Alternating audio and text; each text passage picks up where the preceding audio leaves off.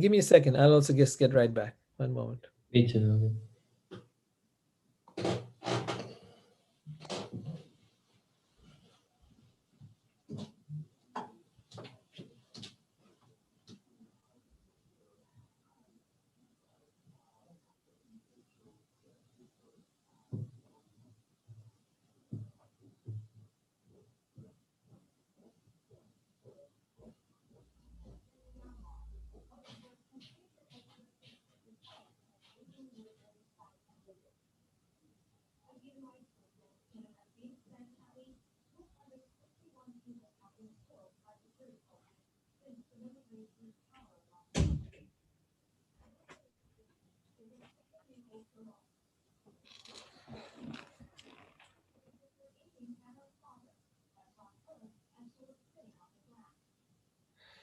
Okay.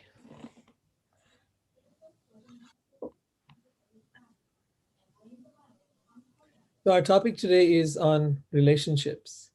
And I'd like to know what kind of challenges you face and the things you'd like to talk about.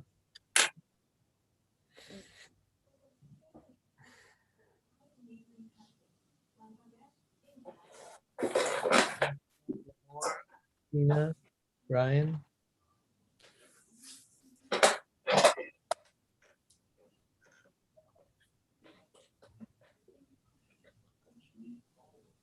Think of the topics that I love to talk about most is relationships. So I'd love to know more of your thoughts, your inquiry. What do you look for in a relationship?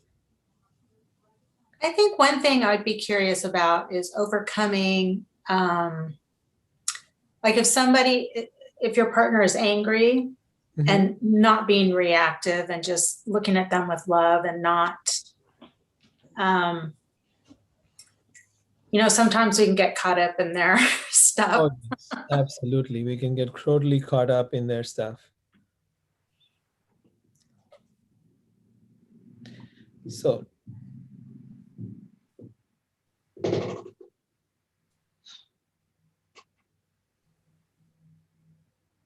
me a moment. So, when it comes to someone's anger, when it comes to somebody being reactive, if you want to calm them down, it's really important to know how best to approach that person. You'll find that most people don't like to be touched when they're angry. So that won't work. If you argue back with them, you try to match them with their anger, they all tend to escalate.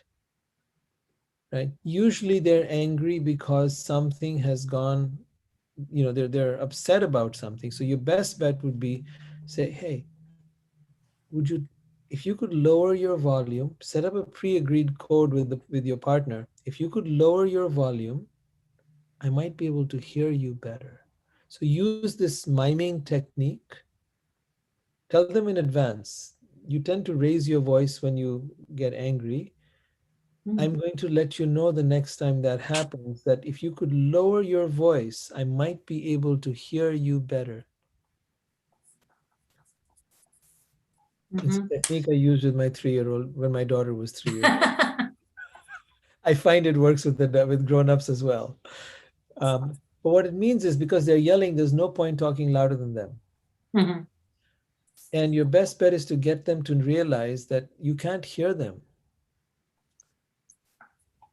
So just, you can say, meaning I don't understand you. I can't hear you. It's too loud. Right? So the moment they realize that their communication, despite being loud, isn't getting through, then they can begin to talk. Now, at that point, I would suggest, see, this is where it's super important that you have a pre-agreed code. And you can ask your partner what would work better for them. Because they might say, no, this will make me even more upset. I said, okay, what could be a simple thing that will help you? What if I went like this?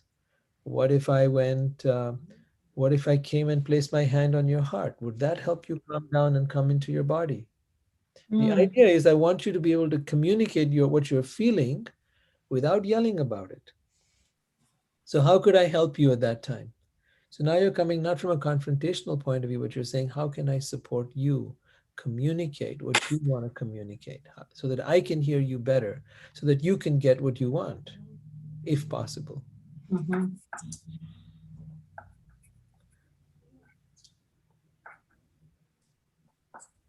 It's quite amazing when people realize you're on their side. Yeah. When they think the other side, then you get all worked up. I also Yeah. found another very interesting things. The times in my life when I got angry, 95% of what I was angry about wasn't true.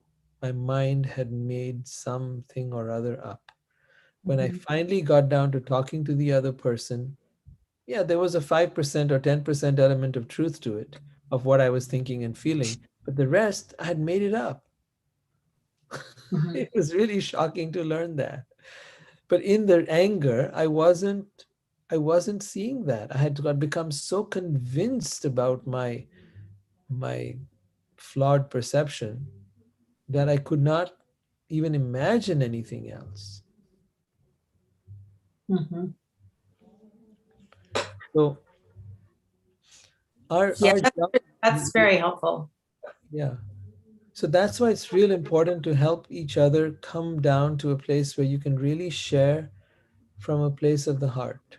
You Mm-hmm. want to have heart conversations, not and anger is a head conversation.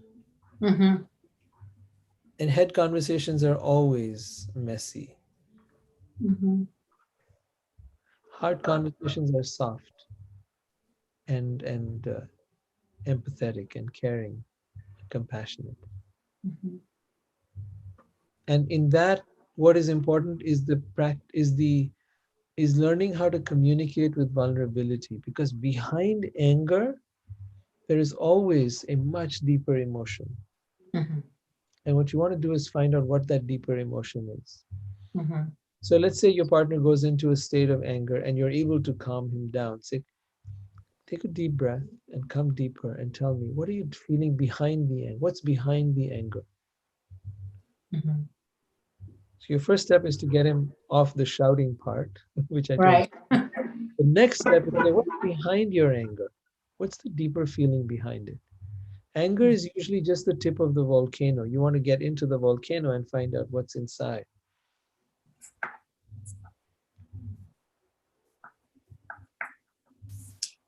When that happens, you have a more meaningful conversation.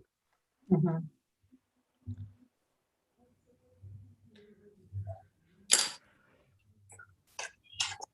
Lamore, it's good to have you back after a while. Haven't it's good to have you back here. Thank you very much. It's nice to be here. Huh. Thanks. How have any of you dealt with anger? What has been your experience? Is your question, what is my experience with anger? Uh-huh. When somebody is angry, It's dreadful. It's dreadful. it's dreadful. Yes. It's dreadful. I do not do well with it. I Uh-huh. don't either. No. And I don't like a partner who screams and yells and hollers and gets irrational. It's very painful.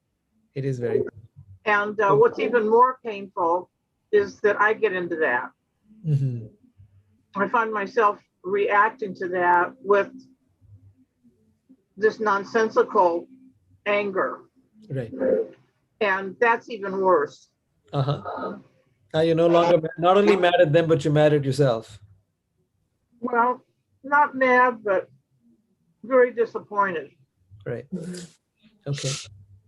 See what you just did right now? Very What Lamore just did? disappointed. Lamore went down to the deeper level.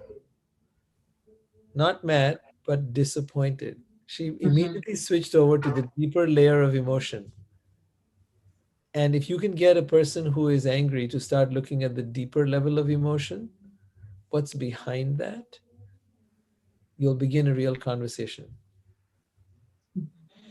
And then comes the practice of vulnerability, which is a fascinating practice. The practice of sharing from a place of humility. I was scared that if this happened, then you might think this of me, or you might think badly of me, or you might leave me, or whatever else. What is that deeper fear that was running the whole show?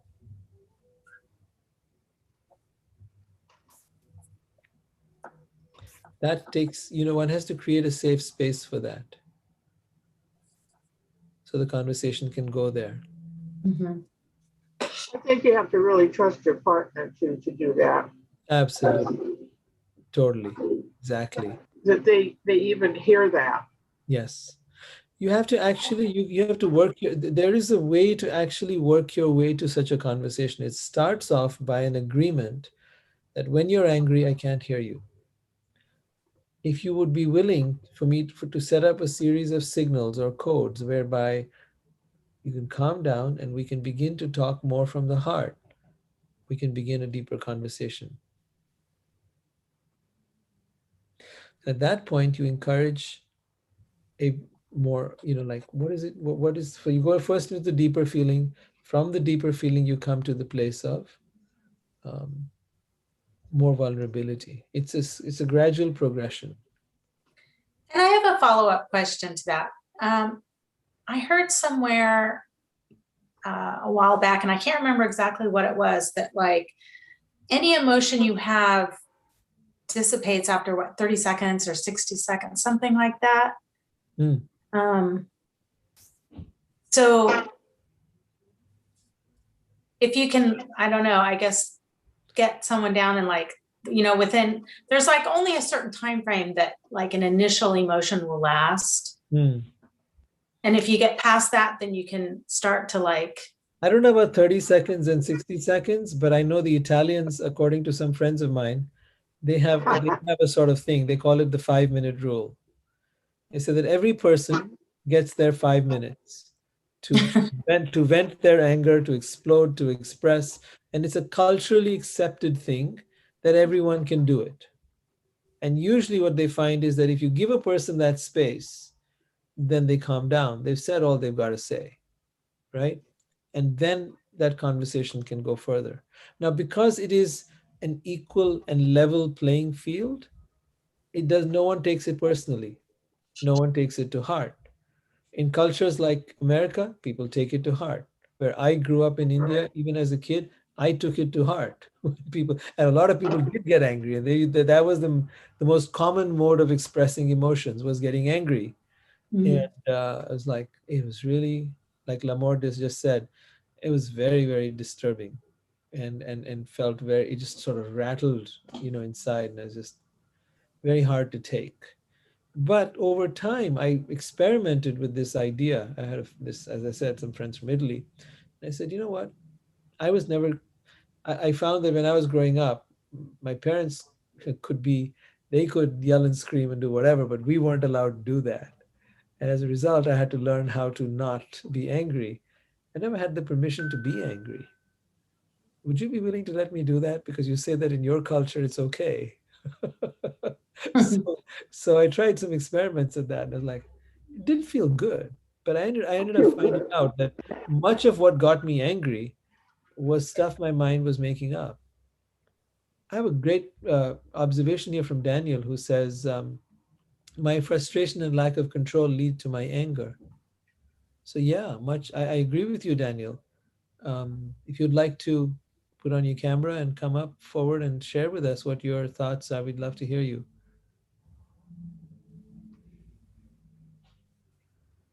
No? Okay. I'm currently eating Okay. and have a low bandwidth for video. Okay, fine. Later on, if you'd like to talk about that, I'd love to hear your views. Thank you.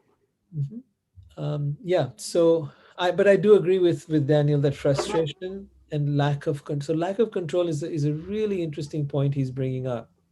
Um, when we feel we're not being in control, like for me, sometimes it's feeling disrespected by someone, feeling put down or being belittled. But for someone else, it might be, like he says, lack of control or whatever else. What is it for you? When do you get angry? Isn't anger a normal emotion though? Can it be a healthy emotion? Some people might disagree. It may be healthy, but at the same time, very intimidating for others. Sure. May be healthy for you as the person, as the person expressing the, I don't mean you personally, but Yeah. the person expressing that anger might feel it's healthy for them. But the person who's at the receiving end of the anger, they might feel pretty, beaten black and blue with your words. Oh, sure, if we directed at them. Should we, if we don't express our anger, would that lead to suppression? That could lead to some suppressed emotion Depression and even depression. if we don't express it. Exactly. So the point is that expressing, we think that we need to only express our anger, but actually, if you can go to the deeper emotion, then the work of expression already takes place, Yeah. right? It doesn't have to be expressed as anger. Now, I've also found other ways of dealing with anger if you want. You can express anger in a raw form. Like you can just go, oh, that's a way of expressing anger. You don't have to, you know, if you want Have a to really temperature. need to let out the steam, you could just do that. But then again, if you're with people who have an understanding that they know what you're up to, and Yeah. they're not taking it personal and not getting freaked out and not feeling that you're attacking them. No, there's no doubt. There's a mature way to Yeah. deal with The it. mature way is really to talk from the heart. That's the mature way. And if there is anger, learning how to be able to, uh, if there is that, feeling that's coming up, then, knowing how to just, oh, it's just so upsetting to me. And I say, well, what is upsetting to you? Okay, let's bring it up. But, I encourage you to experiment and to not try a one size fits all. If you can have the agreement to do it like the Italians do, try that out. If you want to have it the way we've talked about, I told Christina to have the nonverbal code and then start talking from the heart. Try that. Sometimes, well, is it just about letting out a sound and then you can get into the actual conversation? All right, try that. What about shame? Shame. What about what, Ryan? Shame. Chain? Chain? Shame. Spell it, Oh, shame.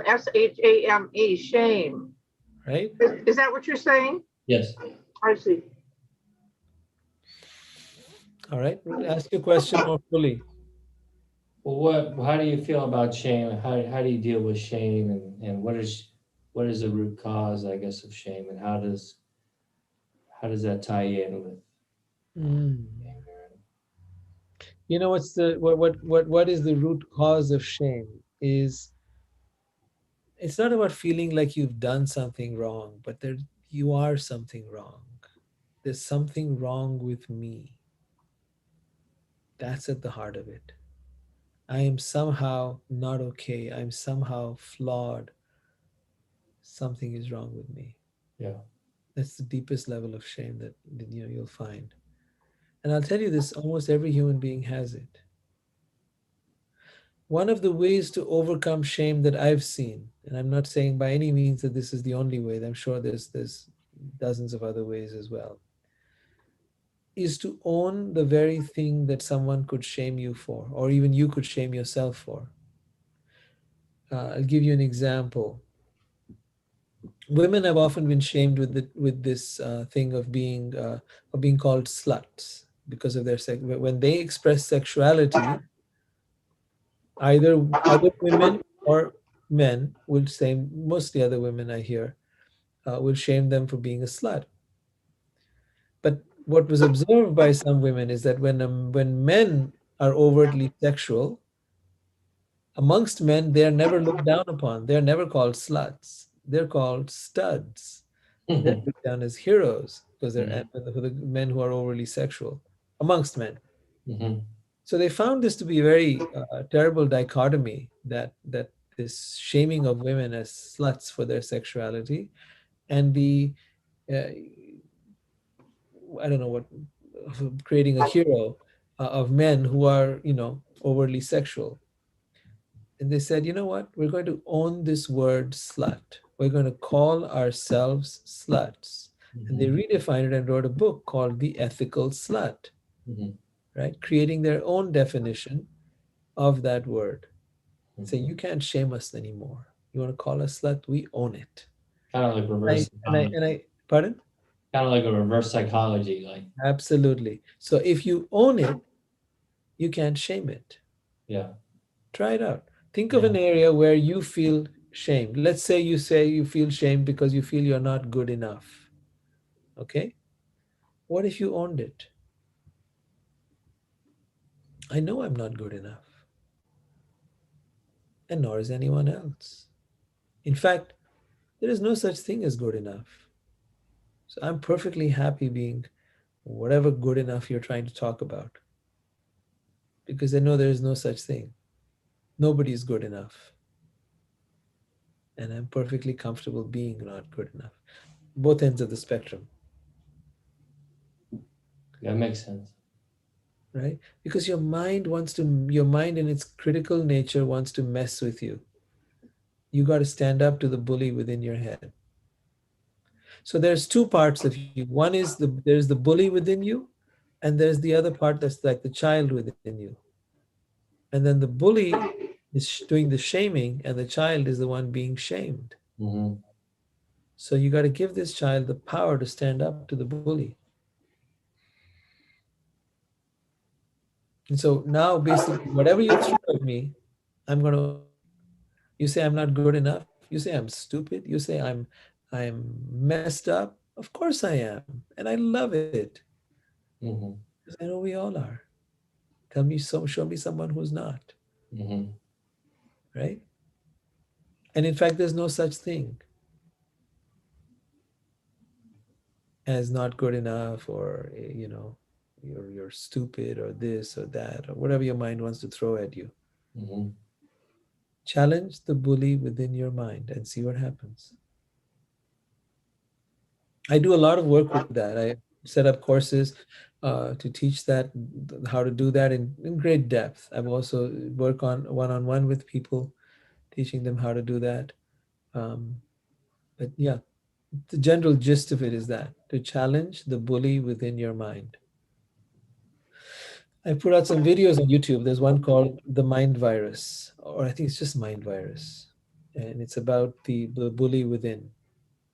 Hmm. That one. That's another real interesting one. It's about a lot of work that I did with hypnosis and found out what that bully is, that it's a dark energy that people would talk about. And then I dialogued with it and interviewed it in hundreds of cases and found it to have a very similar pattern and a similar agenda of wanting to shame you and put you down and, if possible, destroy you.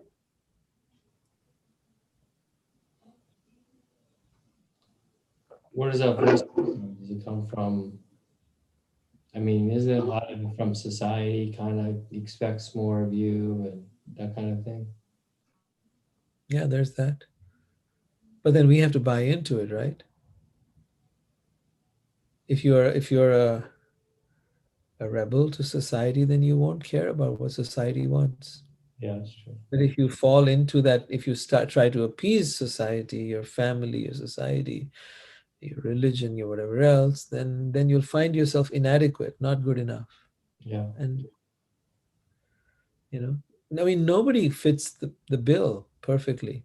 There are people who become presidents who've done, abominable things, and then, you can judge them. So literally, who is, like I remember this saying from the Bible, Christ says, let he who is without sin cast the first stone. Who is it that is perfect? No one. Who is it that is without flaw? No one. I say we're all messed up, or if you like to use the more colorful term, we're all fucked up, right? There's none amongst us that isn't. Not me, not you, not anyone. And once we accept that, life begins in a whole different way. Your mind cannot shame you anymore. You want to become shameless. Because shame is not the way to be on track with life. The way you want to be able to see, we use that as a way to control ourselves. Society uses that as a way to control us. to shame us, to guilt us, to, criticize us, put us in our place, to socialize us. There is a better way. I find that that better way is to listen to your heart, to listen to your soul. It will never lead you into doing anything. So when I say be shameless, then you say, oh, I can just go and do anything I feel like doing. I can just hurt anyone, kill anyone, rape anyone. No. Learn to find a better voice within you, a voice that is from your heart, from your soul, which is a kind voice, a compassionate voice, a loving voice. That voice will never let you harm anyone. So instead of that noisy voice that wants to shame you, learn to listen to the gentle voice, the voice of compassion, the voice of God within you. Anyone have an experience with any of this? Anyone want to share anything? I think self-compassion is huge. Like what I try and do a lot of times is like if I'm like find my voice self-shaming myself, take yourself out of the picture as if you were someone else doing it. Right. And I go, I wouldn't judge them for that. So why am I judging myself for that? Perfect. Beautiful way of doing it. Yes, exactly. Actually step out of yourself and just watch. I would never talk to somebody like that. So I'm not going to talk to myself like that. I once came across this statement, judge not lest you be judged. It's again from the Bible. So I took that to heart. I said, I never liked being judged. So I decided, and this is more than 20 years ago, 25, 30 years ago, I said I wasn't going to judge anybody. I said, well, what about me? I'm always judging me. So I said, okay, I'm going to include myself in the picture too. I'm not only not going to judge anyone else, I'm not going to judge me either. That was somehow the one thing I did right, because had I done it the other way around, I'm not going to judge anyone, I would have failed miserably. But because I decided I wasn't going to judge me, I think it worked. I sort of accidentally threw that in because I didn't want to be left out. So, but by having that aspect happen, that not judging myself, making that the inner rule, so to speak, I developed a more compassionate approach to others. So Daniel's got some more things to say. Would you like to speak them, Daniel? We'd love to hear you.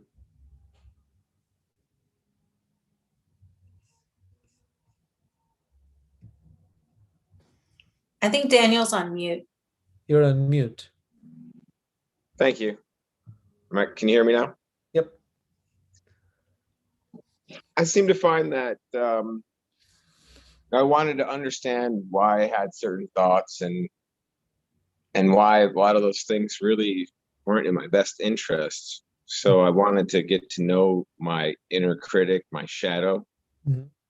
And the more I got to identify it, I could recognize its prankster ways earlier and not put my foot in my mouth and act out and Mhm. be mad for hours, days, weeks, even years. Yeah. At yourself, right? Yes, absolutely. Yeah. I know. Ruining friendships and over what, this super ego of mine that I was out of control, beating up on my inner child, making me feel like I was never worthy enough. That's right. That's what it does. Until you stand up to it. But till that point, it will keep beating you, beating away at you. And you'll wonder and then it starts to reflect on your other relationship as well. People I found who are hard on themselves are hard on others. So when I see that they're being hard on others, I know that they're really hard on themselves. I go back and I check with them. Every time I ask them, are you hard on yourself? They say, yeah, I am. I'm the hardest on myself. I said, there, we got to work on this thing, because without that, the problem is that when you beat yourself up like that, you don't grow, you don't change, nothing happens. There's a reason for that. The reason is that when someone is being beaten, think of someone beating you up, right? Is your mind feeling very excited? Are you feeling like, whoa, this is fabulous, man, give me more of that? No, you're going into a place of fear. You're shutting down. Your mind is shutting down. When your mind shuts down, it's not going to learn, it's not going to grow, it's not going to change. So you keep staying in the same pattern. That's why we stopped beating kids. And now we do to ourselves. So that has to stop. If you want to make progress spiritually, I would say that's your number one thing to do, is develop a compassionate approach to yourself, a loving approach to yourself, and leave no room, not at all, zero, like zero tolerance for self-criticism, for beating yourself up. It's not allowed. The moment your That mind wants to go there, you say, hey, we stop. We don't go there. Thank you. Daniel? for me to jump into that, I had to really start to believe and understand the concept of forgiveness and unconditional love for myself. And that it's not selfish to give that to myself first. If I can't understand and give that to myself, I can't really give that to anybody else. You absolutely cannot. I'm with you 100%. You cannot give unconditional love, or for that matter, love. I don't know any other kind of love other than unconditional love. You can't really give love to anyone unless you can give it to yourself. And you cannot say, I love myself, and then at the same time you're beating yourself up. That's not love. If you imagine you had a kid and you say to this kid, I love you, and the next minute you're beating them. And you say, I beat you because I love you. Really? Is the kid going to fall for that? If that kid's not going to fall for it, your inner child's not going to fall for it either. It's just a messed up way to try to do things. If you want to love yourself or you want to love somebody else, this has to stop. The self-judgment, the beating up, it's got to stop. And it's got to stop totally. Not occasionally, it's okay. Totally. 100% stop. Now. That's it. Make a decision and don't go back on it. And you might say, oh, it's impossible. No, it's not. No, it's not.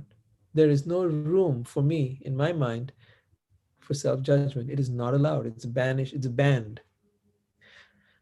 And I tell you this, you have the ability. You might say, well, no, that's impossible. Look, have you the ability in you to not go out and murder someone? Do you have the ability? You've told yourself that it's not allowed, right? So you're not out there murdering people, I hope, right? You have Correct. the ability. You've told yourself you're not going to rape anyone. I hope you're not doing it. You're not going to go take your car and drive it into the next person who you come across who you don't like like their face. You go drive your car into them. You don't do these things. You don't go to somebody's house and start peeing on their couch. You don't do it. You know how to say no to yourself, and you know how to do it consistently. If you can do all those things that I just mentioned, weird as they sounded, then you have the ability to say no to your mind. You will not judge me anymore, ever, period. It is not allowed. Try it. I say you have the ability. Absolutely. You've been doing it all your life. You have cultivated this ability. Now use it for your own betterment. And once you do, you'll find so much changes inside your mind. And oh yeah, by the way, give yourself permission to make mistakes, because that's going to happen. That too will happen. You will mess up, you will screw up, and you will still not beat yourself up for it, because you have permission to make mistakes. When you can learn to laugh, that's when it gets really beautiful. Yeah. I screw up all the time. I forget things. I screw up all the time, and that becomes an up. Oh, there we go again. All right. some of my best laughter is from looking at myself and seeing how ridiculous I am. Right? Can you accept the fact? I love what you just said, Daniel. Can you accept the fact that you're ridiculous? Can you accept the fact that you are full of shit? What I could no longer accept is I was being all righteous and saying, oh, I'll treat my neighbor as myself, but that's not really pretty when you're hating yourself. Right? Yeah. If you say, I'm going to treat my neighbor, I love that. That's great. Yep. Thank you very much. What a great call. I'm so glad you're here. We definitely resonate with that. Not many people get this, that this is the beginnings, it's the foundation of any kind of love, be it self-love or relationship with another human being. Um, it's you cannot begin those journeys without this understanding. Does anyone have a thought on that? Ryan, Lamore, Christina, anyone have any thoughts about that? Can you begin to give yourself that kind of an absolute no? From now on, no more. I will not beat myself up. I will not criticize. I will not call myself names. I will not judge myself. I will give myself permission to be flawed. I will give myself permission to make mistakes. I will give myself permission to be me. Who's willing to take on the challenge? Well, I don't do that so much. I don't find that a big issue. What about you, Christina? I found that when I stopped criticizing myself and learning that like I'm not perfect, and like Rohit said, I'm ridiculous. I noticed that I relaxed more, and that the anxiety and stress were less because I was putting that on myself. So it just kind of evolved that way. Nice. So tell me something, Christina. Have you made that a rule for yourself? No more self-judgment? Absolutely. Cool. Yeah. And how long have you been doing that? About a year. Okay. Wow. How does it feel? Great. Right? Yeah. Yeah. And when I make a mistake, I can see that it's just a silly mistake. Maybe a year ago, I might have been like, oh my God, I did that or whatever. But now I'm just like, whatever. I mean, it happens. It happens, exactly. And it's okay. And like Daniel was saying, can you just laugh at yourself at that time and recognize the absurdity of it all? Sometimes I go out to the car and I have to come back 3 times because I forget this. Then I go back out, I come back out again, like, okay, this is just what we do, This is our dance. What do you do? This is the body, mind, organism you live in, and sometimes it forgets things, and sometimes it doesn't do things right, and sometimes it messes up. Sometimes you're in a relationship or in a friendship or whatever, and you mess up, and you become very quick to say, I'm so sorry. I didn't mean to upset you or hurt you. That was my bad, my mistake. I shouldn't have. Well, and if you think about it, as you say, we're a spirit living, Exactly. body's contained in it. We're not supposed to know how to be a perfect body. We don't know, this isn't who we are. Exactly. So Exactly. I have this theory, and I have no way to know that this theory is correct or not, that we were designed to be imperfect and flawed. That's part of a deliberate design. Why? So here's the dichotomy. There's a part of us that is perfect. That's our soul, our spirit. There's a part of us that is our humanness that is imperfect. So the perfect part of us will never become imperfect, and the imperfect part of us will never become perfect. They're just what they are. Now these two are brought together. Why are they brought together? Why is this spirit embodied in this human flesh bone thing, and why is it having this experience? I believe it is for one reason. to learn unconditional love. Mhm. You see, if we were perfect as a human as well, then there'd be nothing to learn. The biggest lesson of all is when something is imperfect and now you're going to love that imperfect thing.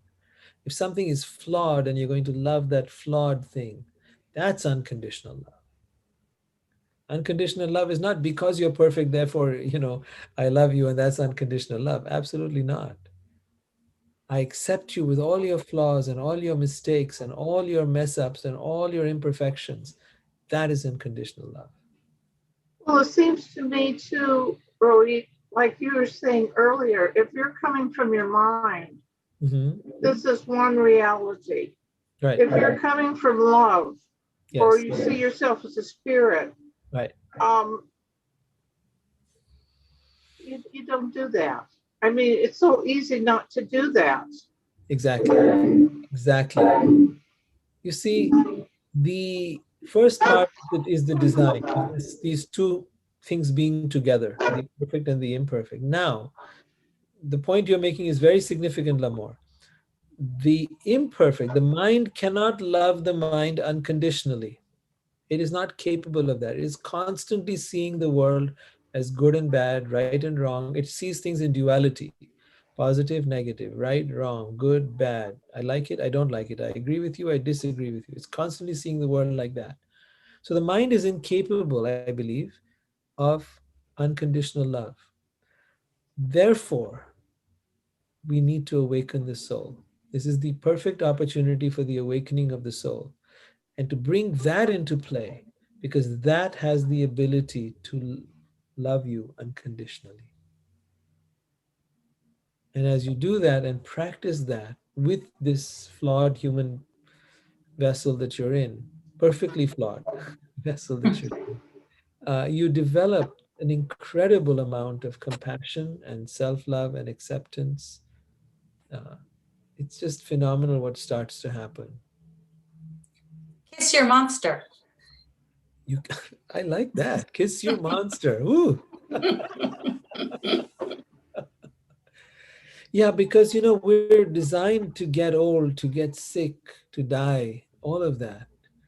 And can we love ourselves within all of those contexts? Like, within us we have this desire to be youthful, to live forever, but we're not going. It's not going to happen. Not in this body, at least, right? So can we kiss and accept and love this part of us that is so imperfect and yet beautiful in its own way, right?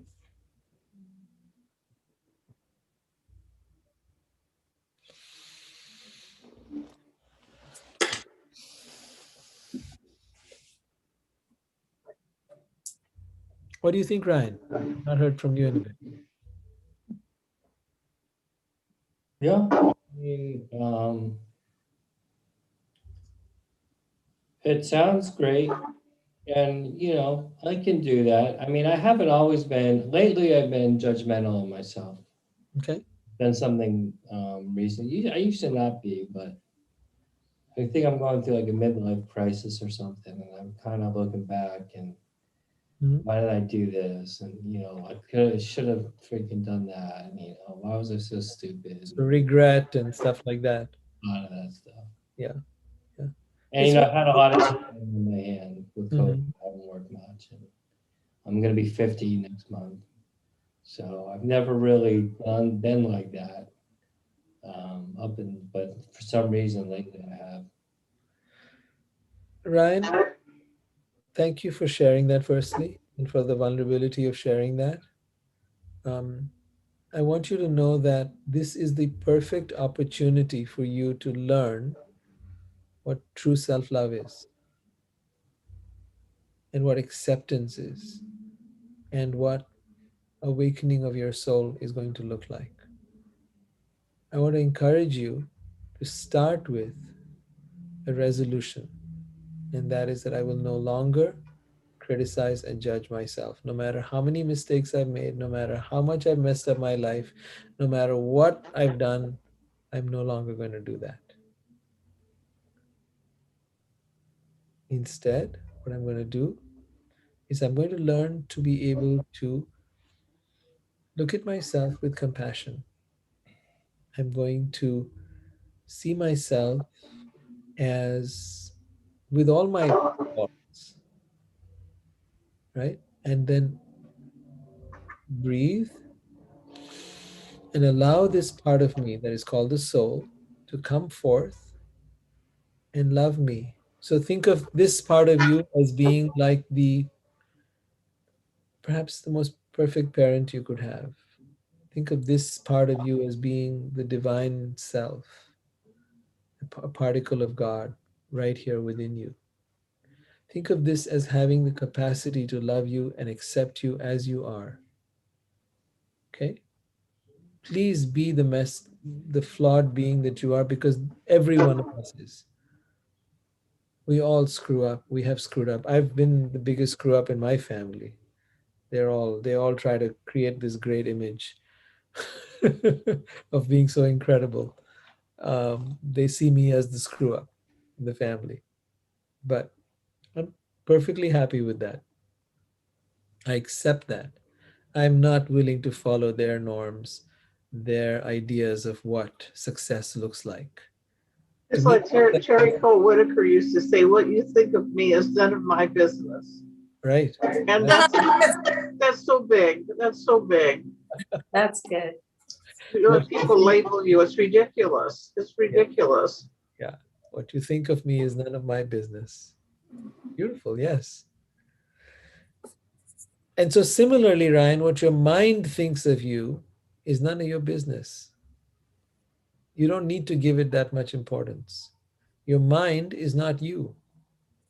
Your mind, think of it like this: you have a car, you have a house, you have shoes, you have clothes, you have a hand, you have a body, you have a mind. You are not your shoes or your house or your car or your body or even your mind. You're the person that has a mind. So your mind is not you. Now take what Lamore said and bring that in there. What you think of me is none of my business.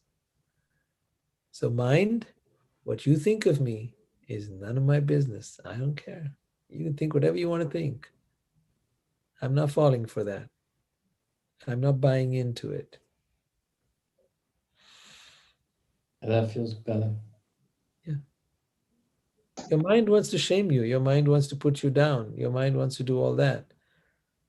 It might think that it's trying to help you, but it's not. What will help is to accept yourself as you are, flaws and warts and all. Then watch what happens. That makes sense. That sounds right. Imagine that you are your own child, okay? How would you love your own child? If your child came home and said, Dad, I made all these mistakes. I did all this messed up stuff. I didn't get my life, my act together. I didn't do things right. What would you say to your son? It's okay. Right? Make mistakes. Yeah. Yeah. Now, can you do that for yourself? Mm. Hmm? Yeah. Now, here's the deal. You can't sometimes do it and sometimes not do it. Decide to do it and be consistent. Like I give you the example of a parent with their child. You don't sometimes hit your kid and sometimes not. If you believe that hitting your kid is not a good thing to do, then you stop hitting your kid. Period. Right? Can you have the same thing for yourself? Yeah. That's a good analogy. Right? Yeah, because you can't tell your kid, I love you, and then bam, spank, hit it, and say, oh, I did that because I love you. Okay? No. Good. So make a commitment to yourself, not to me, it's not to anybody here. Make a commitment to yourself. This is it. From this day forth, I do not judge myself. I do not beat myself up. I do not call myself names. I accept myself as I am. I accept my flawedness, and I accept the fact that I will make mistakes. Well, And as Daniel was pointing out, I forgive myself in advance. Forgiveness becomes very important, right? I have a thought on disattaching from the thoughts. Uh-huh. Comes from Deepak Chopra. Mm-hmm. That we are not our thoughts, but we are the thinker behind the thoughts. Absolutely. So it's our job to decide which ones we're going to give energy to and which ones we're going to dismiss. So knowing my brain is going to give me the worst case scenario first, I'm going to go ahead and say, thank you for that. Now, what's 3 other possibilities that I can work with? Nice. That's a great way to go. Absolutely. Your mind will, like, I think it's a good point to bring up. Your mind will present you the worst case scenario, ask for more. What else? And then what else? And then what else? And then once you have 3 or 4 possibilities, you don't have to be locked into either one. Right? Usually what happens is the mind will pick up one possibility, usually the worst one. Right? But if you've got 3 or 4 more, then you're not attached to any one of them. You're not identified with any of them. You don't have to believe any of them. The important thing is to not believe your mind. I call it becoming a mind atheist, one who is a non-believer of their mind. What if you would do that? What if you would stop believing what your mind tells you? And every time it tells you something, you would challenge it. Say, how do you know? Where's the evidence? Prove it. And it might give you some limited evidence, but it's never absolute evidence. Like if it says you're a failure, really? On what grounds? I'm alive. I'm healthy. I'm here. How is that a failure? I really love that. Yeah. So to understand our mind is maybe not to be an atheist, but to understand there's a lot of things in there that I didn't necessarily agree upon. Through repetition, through culture, became a pattern. It became a go-to. It became a coping self-protective mechanism. Right. It's my job to start identifying those and saying, wait a second, I need to unlearn that. I need to discredit that. I need to recognize that sooner is hijacking me. I'm going right to this emotional response that, it's not my higher self and it will never serve me. Right. Exactly. When I say a non-believer in your mind, a believer believes things blindly. And when I say non-believer, I mean to stop blindly believing what your mind is telling you. Right? To question everything, to challenge everything that your mind says. The result of that will be you'll find that 95% of what it has to tell you goes away.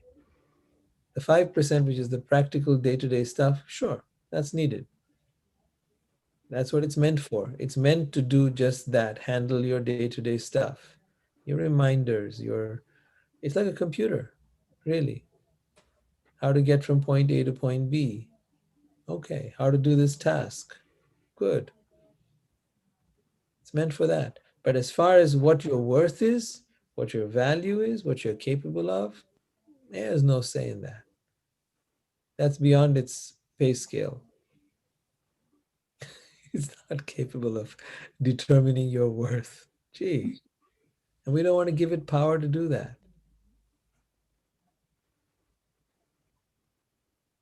So David Hawkins said, treat your mind like a pet. Hmm. So I always thought that whimsical and fun. How would you do that?